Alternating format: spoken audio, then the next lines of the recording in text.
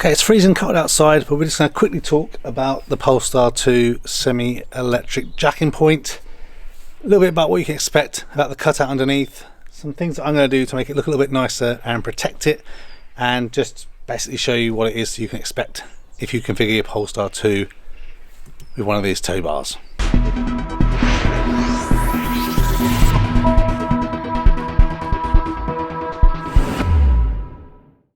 Okay, so I mentioned about my Polestar 2 having a tow bar. I'm going to go into a little bit more detail in this video. I've never had a vehicle with a tow bar before, so I'm definitely not an expert.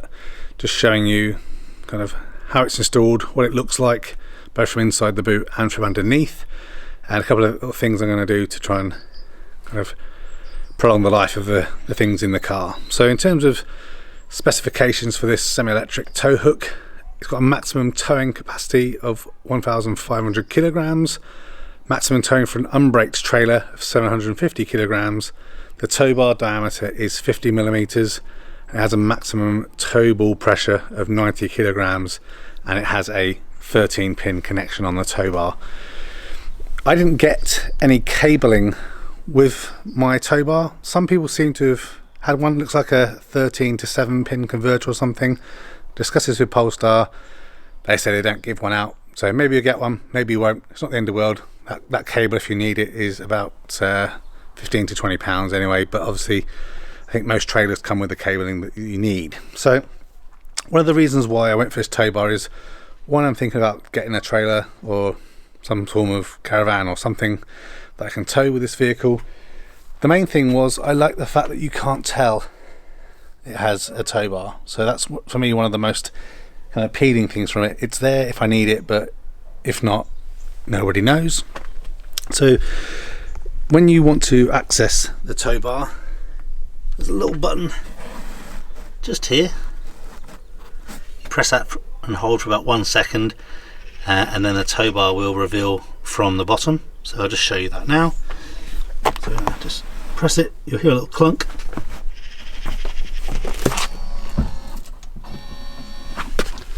And the tow hook just pops out. Just here, you pull it up, it clicks into place, and then on the side here is the 13-pin connector.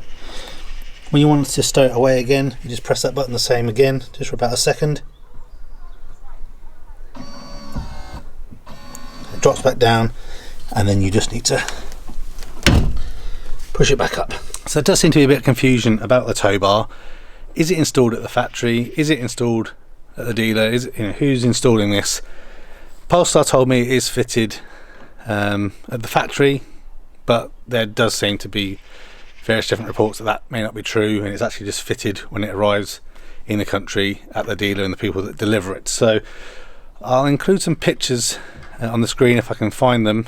There seems to be a varying quality of the cutout of the underside of the vehicle where these are installed.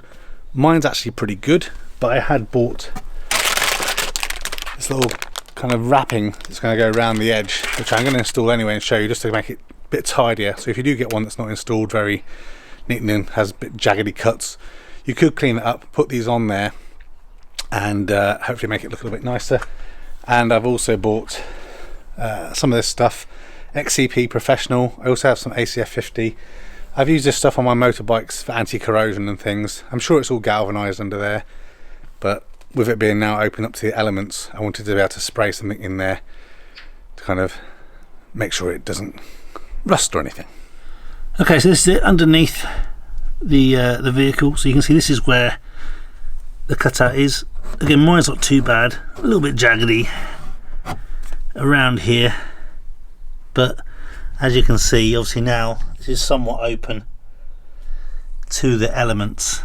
I would have assumed that there would have been a factory moulding that they would have for this, as opposed to someone manually cutting it out, but it seems that's not the case. So yeah, let me show you how I think we can make it look a little bit smarter by installing the beading. Okay, so this stuff is actually car door edging. I don't know how well you can see this on the camera there, but it should just clip around the plastic and kind of just give a nicer round kind of offering. So I'll show you that on the camera as I do it, and then you can decide for yourself if you think it looks nicer. And then I'm just going to finish it off, spray a bit of the XCP Professional on there, and then things are hopefully a little bit better rust protected.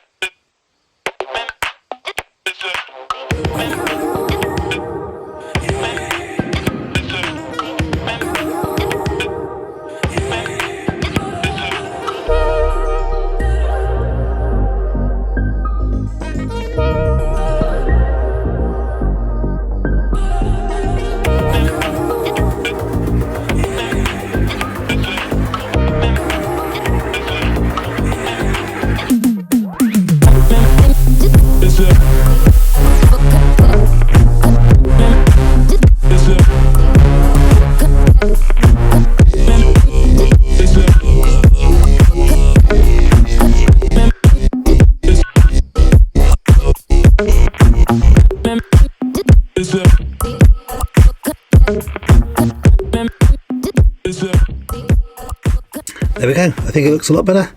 Let me show you a slightly better angle with the camera so you can decide for yourself.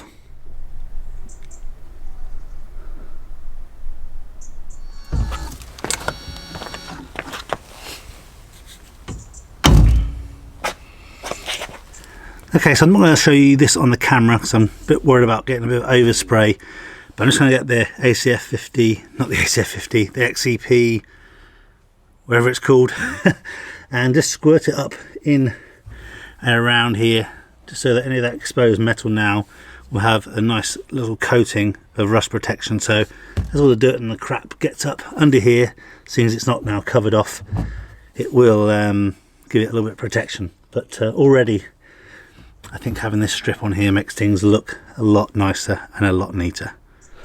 Okay, so I hope that helped give you a bit more information on the tow bar that came with the Polestar 2, and then how you can use that trim to finish it off and make it look, I think, a lot nicer and a more professional tow bar install. Thanks for watching this video. A thumbs up would be really appreciated.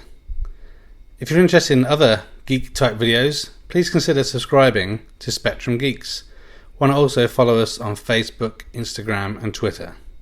And before you leave, why don't you check out one of these other videos that may be of interest. Thanks again for watching.